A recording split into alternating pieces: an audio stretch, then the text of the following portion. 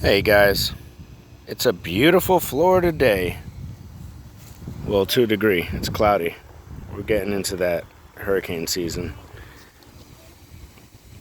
Today, I'm pulling apart the corn cobs from the stalks. So I got only a couple more. We just had a small little section of corn growing, but bugs got to it. The corn's gone bad, and it's filled with bugs and maggots. So I'm separating these because I'm going to be giving these to our chicken.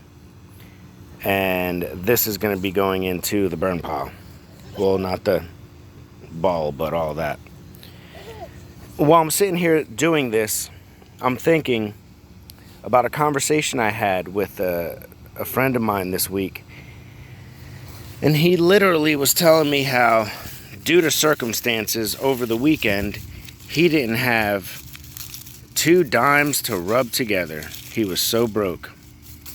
Mind you, this gentleman has a girlfriend and she has children, so I guess you could say he's the father figure. And he was explaining that she also has no money. They are literally broke right now. And in this economy, you don't really want to be broke.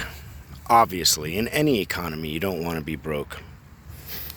These are my boys in the background. And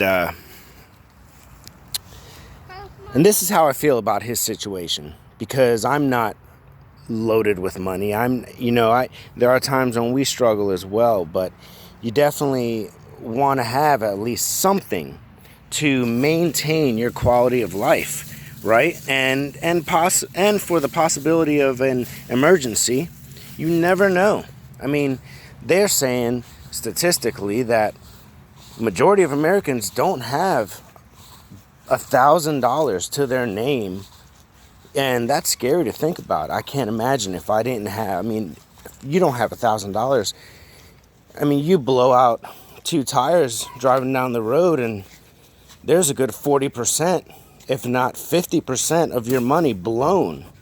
New tires, getting them put on, mounted, balanced, all that stuff. I mean, I'm not a mechanic, but it doesn't take a rocket scientist to realize that you got to have money. You got to have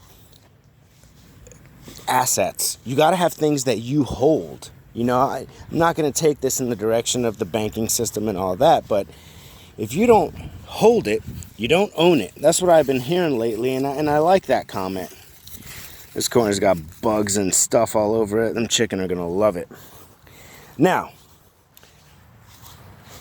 this guy being in a situation where he feels he can't do nothing. Okay? The reason I bring this up is because we were growing that corn, and now the corn's gone, right? But we're going to take this negative situation and we're going to turn it into a positive. And where it's worthless for us, it's going to be delicious for them.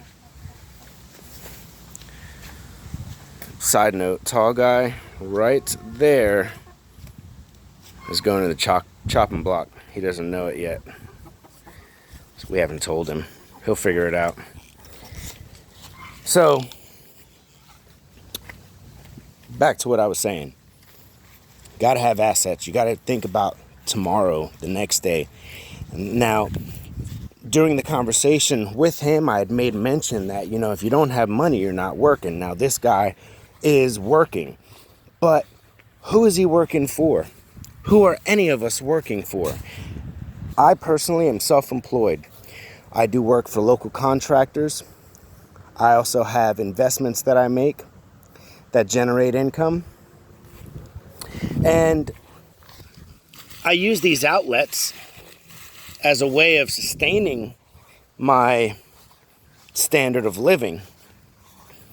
But my biggest form of income is the value that I've created in myself for the marketplace.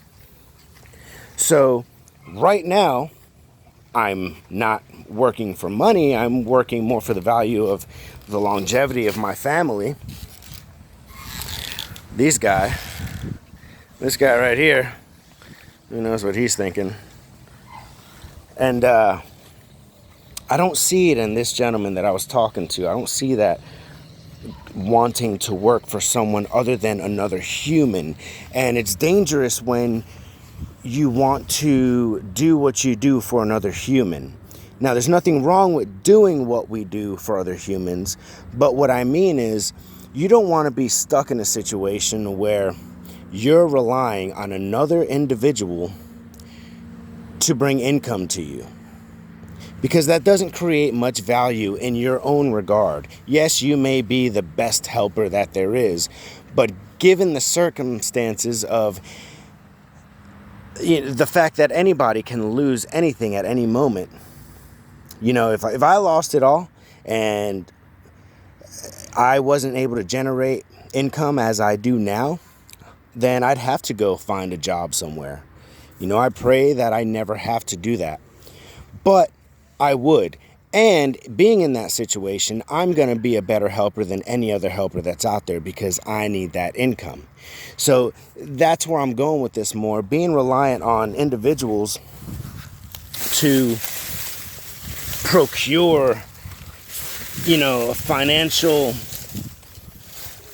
empowerment for you, is it's not a good way. It's not a good way to generate income.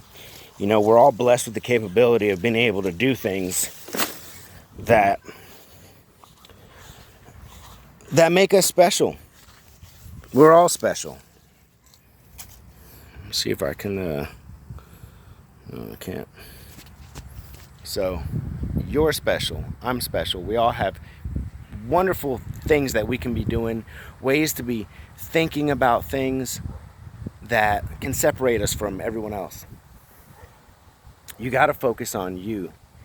And, me personally, I don't do what I do for money, because money's going to come. If you can figure out how to do something, you do it enough, long enough, focus on it enough, you'll become good at what you do.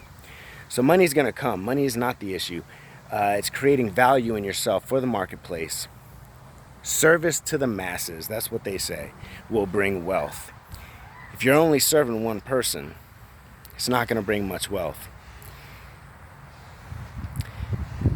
For me personally, when I get brought down and I'm thinking, how I'm in a position, it's not working out, how is it going to get better, blah, blah, blah, whatever, and I'm working, or I'm trying to figure out a problem, I tell myself, ultimately I have to look at this as I'm doing it for God. I'm doing it for the grander scheme of things. And through that, it awakens a portion of me to realize that maybe this is going to take another 3 more hours when I wish I was home or I wish I was doing something else. Maybe this isn't going to make me as much money as I wanted it to make. But ultimately, the end result is going to be a beautiful creation. We are creators. You are a creator. So I hope this helps. Have a great day.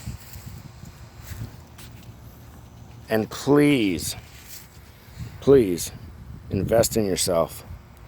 Silver, gold, brass.